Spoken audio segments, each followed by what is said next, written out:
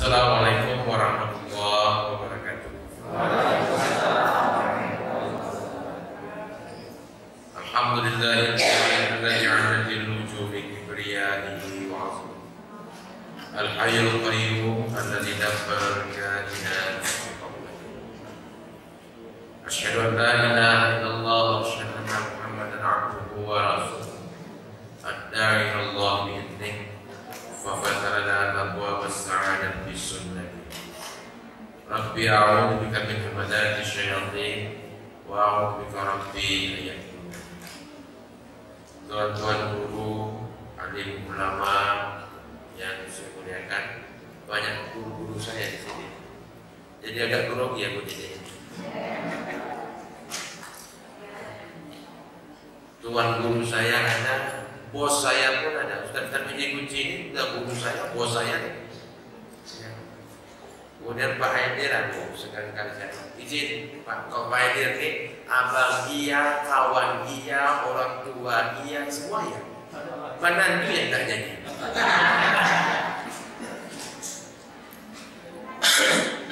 Baik Bapak Ibu yang saya hormati, yang tak mungkin saya sebutkan satu persatu namanya. Kalau orang kampung saya bilang gadang tak disabit galak, ketek tak disabit namun. Jadi baik Bapak Ibu sekalian, pada hari ini kita akan membahas, mencoba tentang berbicara masalah amal. Banyak kita berpaham bahwa amal itu yang menjadikan kita bermodalkan masuk ke dalam surga, gitu kan? Sehingga banyak-banyak beramal biar masuk. Apa iya? Nih saya buka-bukaan. Masuk surga itu cuma satu penyebabnya, karena rahmat Allah. Kalau karena amal tidak akan masuk. Kalau karena amalnya pula yang dibahas, tidak akan masuk. Kenapa? Maka di situ Allah letakkan rahmatnya, dikasihnya kemurahannya dari sisi matematika. Matematika. Kalau amal kebaikan dilipat gandakan, benar kan? Dalam sebuah hadis riwayat Imam Ahmad dinyatakan satu amalan kebaikan dibalas 10. Satu kebaikan dibalas 10. Dalam riwayat Sahih satu kebaikan dibalas 40. Dalam Al-Quran satu kebaikan dibalas 700. Dilipat gandakan. Kalau enggak akan sampai masuk ke dalam emperanya pun tidak sampai, apalagi mau masuk. Nah, sementara kejahatan, keburukan itu satu amalan, satu balasan. Dan itu pun rahmat yang kedua dikasih sama Allah. Kalau keburukan dilakukan dulu, baru dikasih dosa. Kalau kebaikan, niat saja sudah dapat, tapi janganlah pula salah amalan, niat aja semua. Nah nanti aku berimpahlah, niat aja. Kapan niatnya itu? Tahun 1960 tahun yang lalu, sampai sekarang tak berujung. Nah ini berarti akibat adanya rahmat Allah Subhanahu. Nah kalaulah amalan itu dilipat gandakan karena rahmat Allah, bagaimana pula kalau amalan itu hancur? Sedangkan masuk surga kita bukan karena amal. Konon lagi kalau amalan kebaikan itu menjadi hancur binasa. Banyak hadis-hadis yang menjelaskan tentang itu.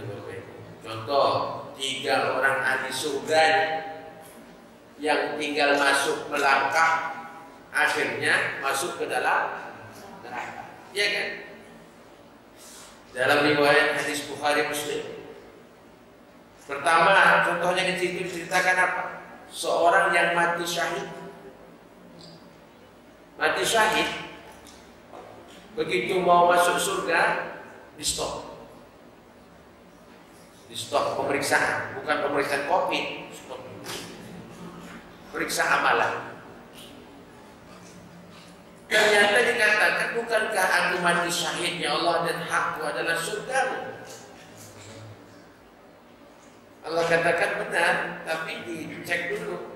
Ketika ditanya hatinya menjawab, benar, aku mati syahid ya Allah, tapi syahidku itu ingin mengharapkan pujian manusia supaya aku dibilang seorang pahlawan. Nah, maka Allah jawab, bukankah pujian manusia itu sudah dapat sama kau? Kau sudah diberikan anugerah pahlawan, diberi tanda jasa segala macam. Karena niatmu bukan karena aku untuk berjihad dan mati syahid, silakan masuk ke dalam neraka jahanam. Mundur. Maju yang kedua. Yang kedua ini apa? Orang yang rajin bersedekah, hartawan. Maka ketika mau masuk surga, diperiksa lagi hatinya. Bukankah amalan itu sudah banyak? Benar. Tapi apa yang terjadi? Dia berinfak, dia berderma, membantu orang supaya mendapat pujian agar dibilang dia seorang yang dermawan. Masuk balik ke dalam neraka. Yang ketiga, seorang yang alim. Alim dengan ilmu agama, alim dengan ilmu Al-Quran, banyak mengajarkan. Begitu hendak masuk, dicek lagi. Ternyata sama dengan dua hal orang yang tadi. Dia mengharapkan pujian manusia agar dibilang sebagai orang yang paling alim di antara manusia. Biar dibilang cerdas, biar dibilang paten, biar dibilang ulama golongan atas, ulama kabir segala macam. Bukankah itu sudah dapat? Maka masuk kau ke dalam api neraka. Jadi amalan saja yang dilakukan itu belum tentu benar-benar bisa menolong kita masuk ke dalam. Konon lagi kita kalau nggak tahu apa saja penghancur amalan itu, nah jadi kira-kira kita udah tahu nggak apa saja yang menghancurkan amalan? Penghancur amalan itu kalau ibarat tanaman, dia kayak hama. Abang saya di Sumatera Barat, dia itu ternak puyuh. Alhamdulillah dulu ternak puyuhnya enak Pak, berduit. Ternak puyuh sedap, puyuhnya telurnya dijual, burungnya pun kalau nggak bertelur lagi bisa berduit di situ. Hampir satu kampung tuh training buat ternak puyuh, sampai bisa membuat menetasnya segala macam. Datang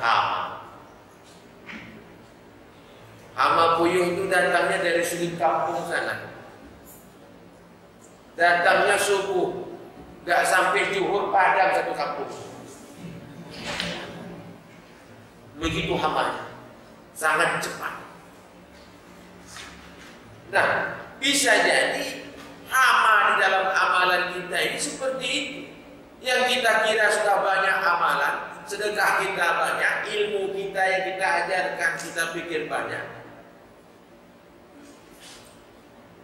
ternyata habis sia-sia kena hama itu. Yang paling enak beramal kan memang bidang harta, benar kan? Yang punya harta itu paling enak beramal, Bapak Ibu. Makanya orang kaya itu paling gampang masuk surga ketimbang orang miskin. Kalau orang miskin sholat, orang kaya juga. Kalau orang miskin puasa, orang kaya juga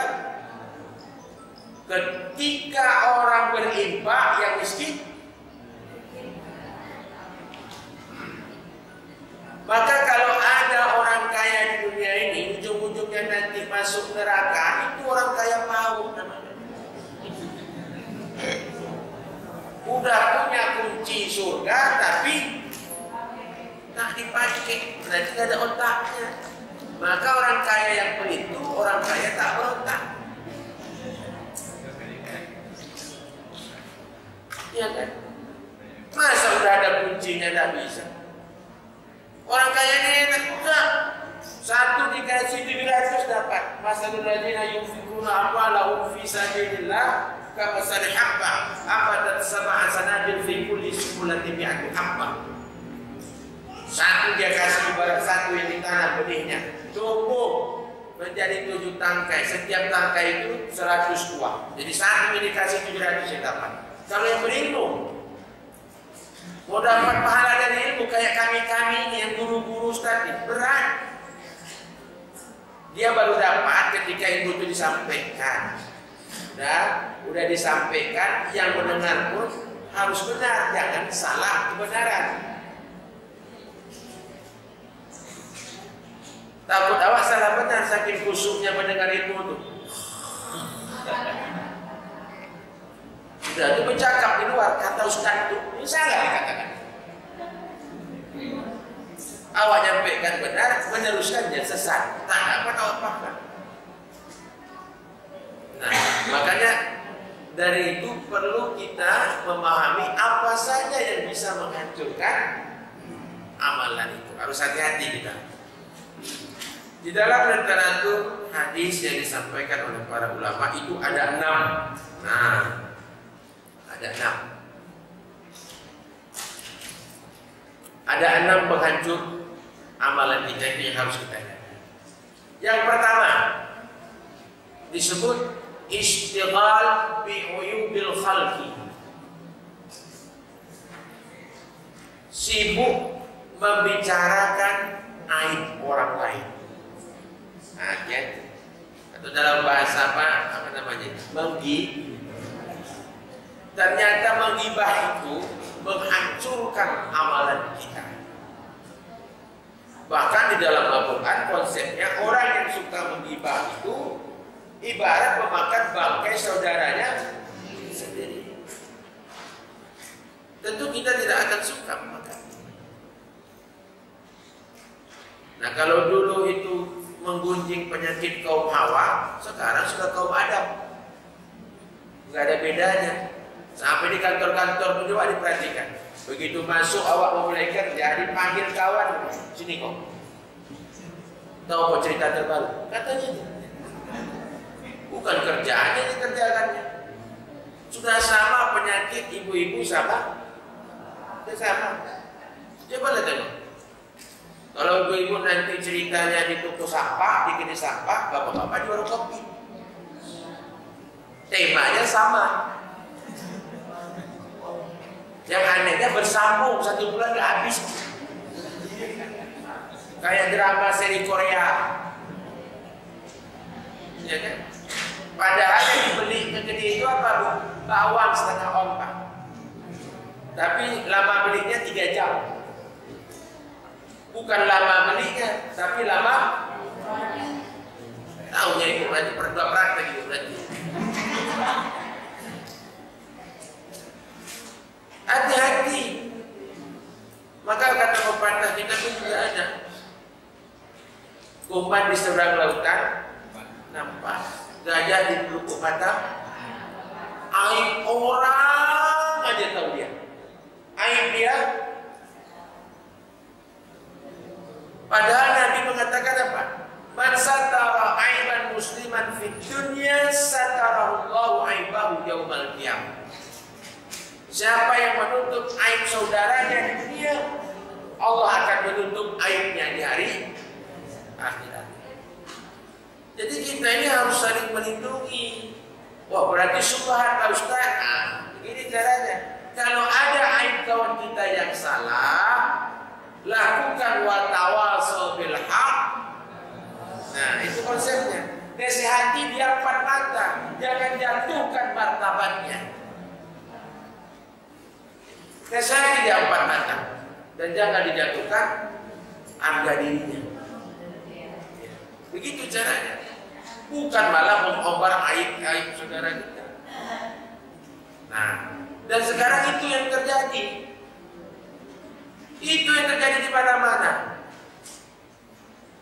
Di pengajian pun itu juga. Asal datang semua jadi bahan. Lah kau tengok tuh telekomnya macam mana. Itu kalau datang telekom yang jelek. Kalau datang telekom yang dipakai yang cantik, yang kredit itu belum lunas.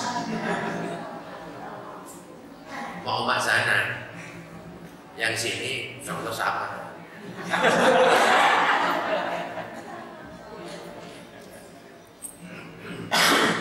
Jadi jangan kita lakukan gibah itu. Nah, bulan Ramadan kan sebentar lagi nih Bapak Ibu. Nah, ini melatih kita jangan banyak cakap. Orang puasa kan malas cakap. Nah, kalau orang yang puasa juga hobi cakap, dipertanyakan nih orang. Dan insya Allah penyakit gibah itu pasti hilang, ya kan? Begitu awak bercerita, kau tahu cerita baru? Apa? Oh, gak usah lah ya. Aku lagi puasa. Ada timbalan lah, aktifkan WA kau sama aja kalau.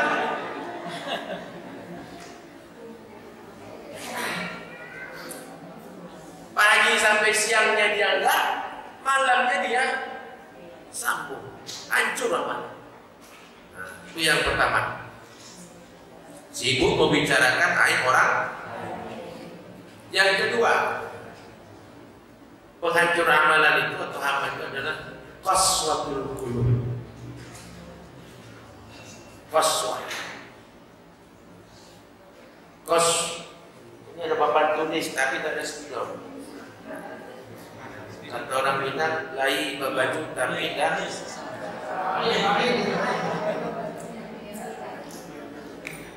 Ada? Oh ada. Mantap. Saya memang suka nulis-nulis. Yang pertama tadi sudah ya. Apa tadi pertama? Ya, istighal bi uyubil khalqi. Nah, yang kedua, ini mana itu enggak? Yang kedua dikatakan apa? Qaswatul qulub. Saya mau jelaskan ini.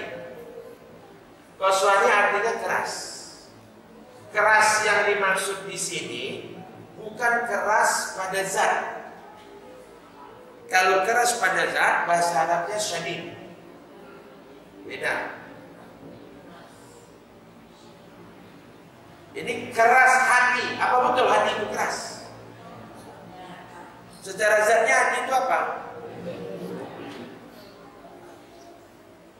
Jadi keras di sini tidak lagi bisa menerima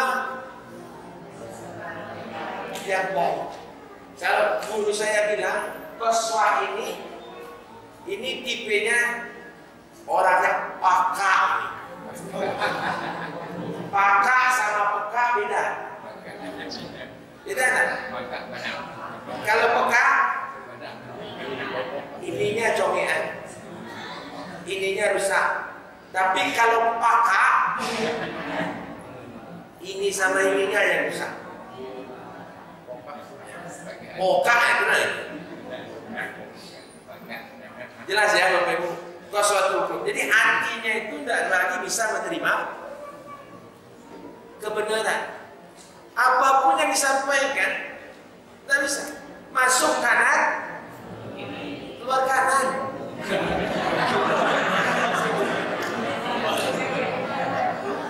Kalau masuk kanan keluar kiri, nyangkutlah sikit. Ini masuk kanan,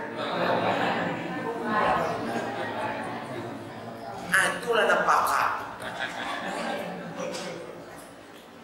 Disampaikan ilmu pun tak apa. Nah ini penghancur amalan. Jangan sampai kita menjadi orang yang keras hatinya, lebih keras dari batu, susah menerima nasihat kan gitu. Apalagi kalau dia punya prinsip qaswatul qulub, bahaya. Apa bahasanya yang sering kita dengar? Pokoknya, udah pokoknya tidak akan ada lagi.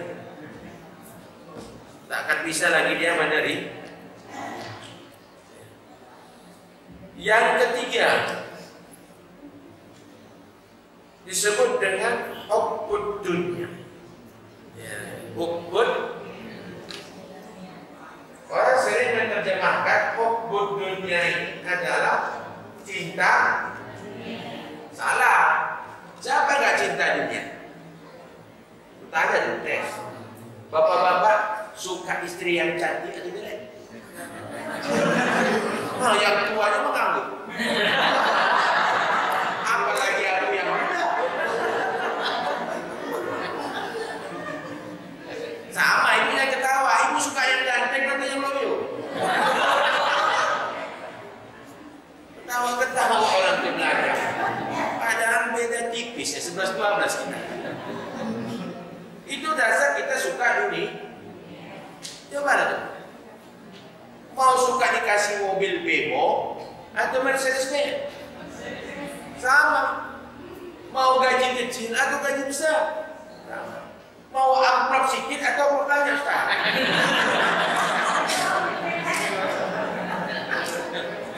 Hijrah Ustaz. Hijrah Ustaz. Hijrah amplopnya besar. Jadi pada dasar semua manusia itu cinta dunia. Tapi apa makna hubbud dunia di sini? Keterlampauan mencintai itu yang tak boleh. Keterlampauan.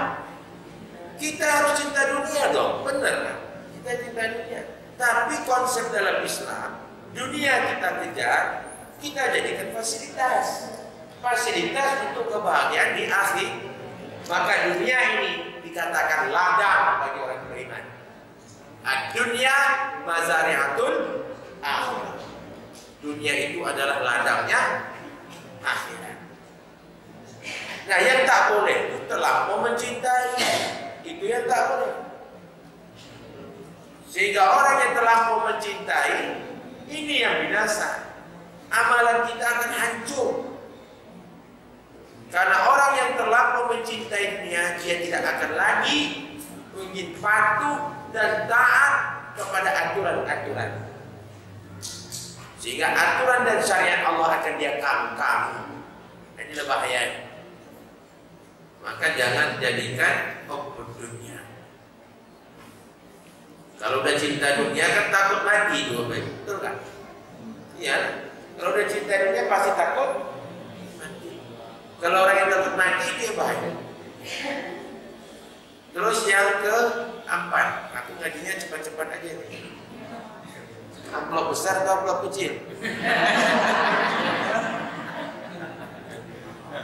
Yang keempat, qillatul hayat. Qillatul hayat. Sedikit rasa malu. Sikit aja rasa malu hancur amalan itu. Apalagi tak tahu malu. Dan anak-anak kita ini adik-adik harus punya rasa malu. Tengok bapak-bapak kita zaman dulu tuh luar biasa. Kalau bertemu dengan lawan jenis ya kan Pak, jarak diatur, bicaranya pun tunduk. Ini jangan mentang-mentang nanti acara remaja anak masjid becikakak becikiki sama pula dengan model-model orang lain itu. Janganlah tahu malu. Dengan alasan pengajian gonceng-goncengan tak boleh, haram. Tak boleh. Benar tak Pak? Aku teringat dulu cerita mamaku almarhumah sama bapakku almarhum. Dia pakai sepeda janda. Aku nggak tahu siapa lakinya sehingga sepeda janda namanya. Bapak tahu Pak kenapa dia sepeda janda? Berarti kan yang sepeda laki-lakinya yang mana sepeda duda? Ada sepeda janda, ada sepeda. Jadi naik sepeda namanya di kampung-kampung kan. Jalan belum aspal kayak sekarang. Jadi sengaja bapak kotu katanya memasukkan jalan-jalan yang lubang-lubang yang rusak-rusak. Sepeda biar dipikirnya mama pegang bilang. Mama tak pegang, yang mama pegang besi sampai merah tangan mama menahan.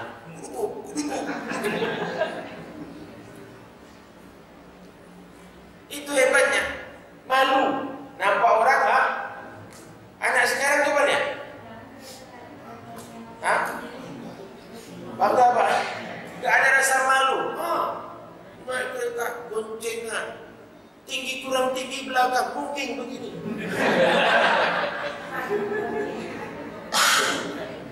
Gak sadar dia nanti bikinnya gak cacat punggung tu kena. Peluannya, gimana Pak namanya? Bapak aja lagi bini belum begini, iya kan? Udah sah. Ini tak tahu malu anak-anaknya. Peluannya kalah peluan anak monyet.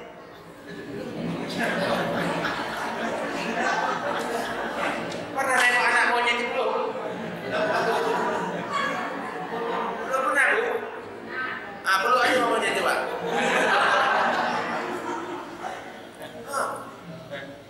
Dari bawah ke tiang. Macam mana anak monyet gitu loh Mas.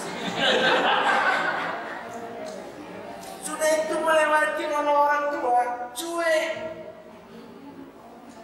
Gak ada rasa malunya. Aku pernah berhenti Pak, lampu merah. Lewat mahasiswa aku di samping, goncengan, pelukan. Pak Ustaz, aku jadi, panggil aku Ustaz kayak gitu.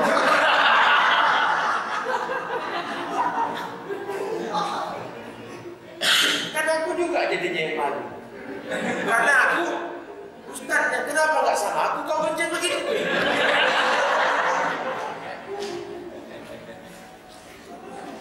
Yang tak ada rasa. Saya alhamdulillah sekali dapat didikan orang-orang tua zaman dulu luar biasa.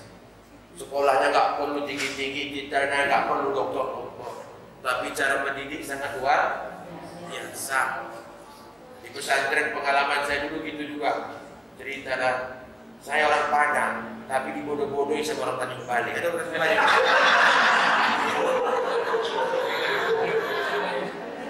Orang Padang ditipu-tipu sama orang, kan sakit kali ya tipu. Seharusnya aku yang nipu dia, karena kan orang Padang penipu.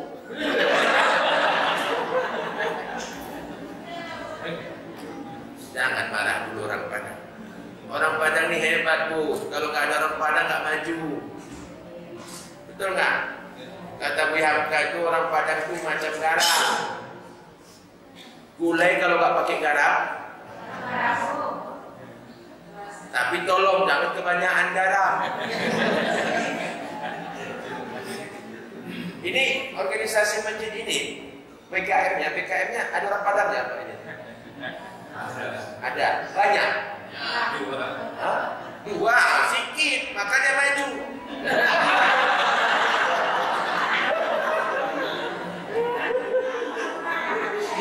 Aku tahu ada konsep orang Padang ya, menggalak dia, ada terus sinergi.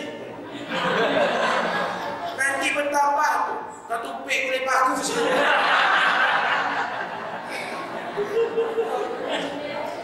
Pulang lagi makan siap, ya kan? Ngapain cari lontong tempat yang lain? Pasti, aku yakin di mana-mana kalau ada orang Padang dalam organisasi itu maju. Orang Padang itu cerdas, makanya aku kok bisa kena tipu dulu. Tapi jangan kebanyakan orang. Ya, jangan kebanyakan orang Padang. Soekarno tengok didampingi sama Hatta. Begitu Hatta lepas, Hatta sama Soekarno di penjara. Siapa memimpin Indonesia? Dan cari orang maju. Tapi jangan banyak-banyak. Digade ini ke masa tiga.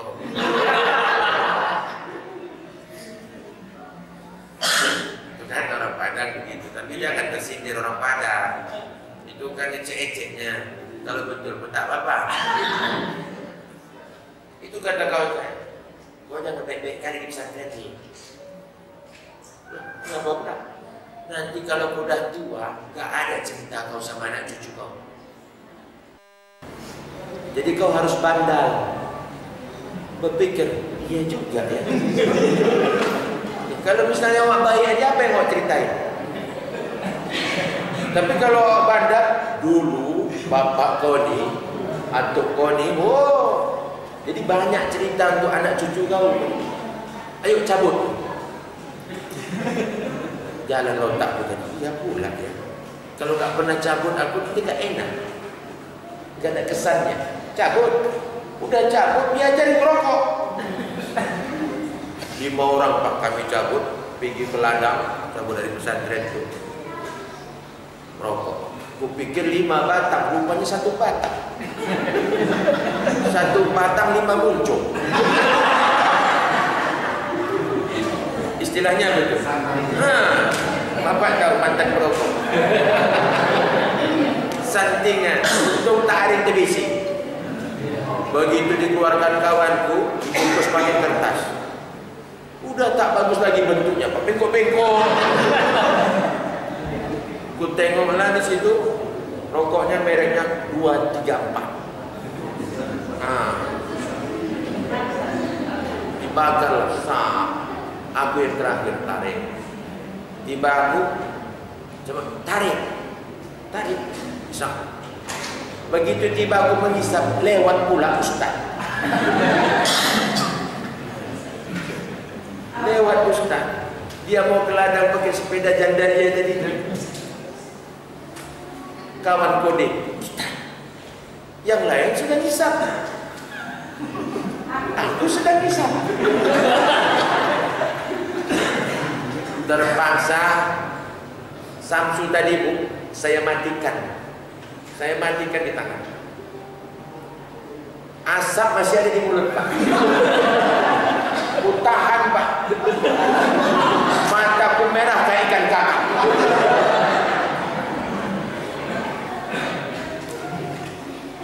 Itu gara-gara Ustaz saking apanya itu?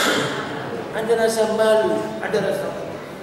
Begitu aku jadi dosen, muridku zaman sekarang, sini kumpulan dosen makan, sana murid siap makan dia Pak, didatanginya meja kami. Pak, rokok Pak, habis makan.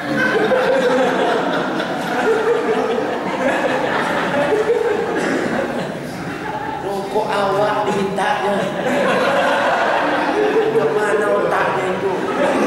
Aku langsung ngamuk, otak kau gak ada ya. Habis makan kau minta rokok dosen kau. Itu karena apa? Ada rasa. Maka kata Rasulullah, rasa malu itu adalah sifatnya para nabi. Al-haya'u sifatul anbiya. Maka kan ada istilah al-haya'u minal malu itu bagian dari. Jadi kalau kita mau mencilok, malu. Ini enggak habis mencilok gak ada rasa malu. Udah dituduh, udah disangka dada-dada di TV itu dada. Orang gak ada lagi rasa malu. Orang yang hilang rasa malunya itu sudah sama dengan hewan. Monyet itu karena gak ada rasa malunya maka dia mencuri. Dicurinya pisang orang. Ada monyet minta izin tuh? Ada. Ada kucing nyuri ikan ibu lagi digoreng. Ada minta izin. Pencuri itu sifat hewan. Karena dia nggak punya rasa. Nah itu dipakai oleh manusia. Yang mencuri itu berdetail pula itu. Coba bayangkan. Orang yang dibilang alim, yang mencuri itu yang memimpin umat pula itu. Itu semua akibat tidak ada rasa. Jadi qillatul haya, punyalah rasa malu. Yang kelima, perusak kita itu adalah tulul amal. Tulul amal itu artinya panjang angan-angan, nah panjangan, banyak menghayal. Dalam konsep kita itu bukan banyak menghayal, tapi banyak berbuat. Orang yang banyak menghayali kerjanya nggak beres, tukang fitnah nanti ujungnya secara psikologis. Baru yang keenam dikatakan zulmun la yantahi, kezaliman yang tidak berkesudahan. Jadi melakukan zalim setiap saat. Nah, inilah 6 masalah yang bisa menghancurkan amalan seseorang. Demikian kaji kita, Bapak Ibu, memang tidak panjang. Saya juga sudah bilang sama panitia karena saya harus ada hadir di tempat yang lain. Nah, ini bukan karena tadi Pak Ustaz ya, bukan karena duniawi ya. Ini bukan karena duniawi, tapi tuntutan duniawi. Baik Bapak Ibu, kalau ada yang mau bertanya silakan. Selagi bisa saya jawab, saya jawab. Kalau tidak bisa saya jawab, undang lagi saya. Biar saya baca buku dulu. Ya, kalau awak salah jawab, aja bawa. Mempertanggungjawabkan ya tak tahu. Makanya kalau ada yang bertanya, kalau aku tak tahu, bilang tak tahu. Habis masalah. Ada kira-kira bisa jadi pelajaran ini dan bisa hal-hal yang lain. Kata panitia pakai tanya jawab. Oke, ada tanya jawab. Nggak dibayar. Kalau di luar nanti saya kita bayar. Ada pertanyaan? Kalau tidak ada saya tutup. Pas ya.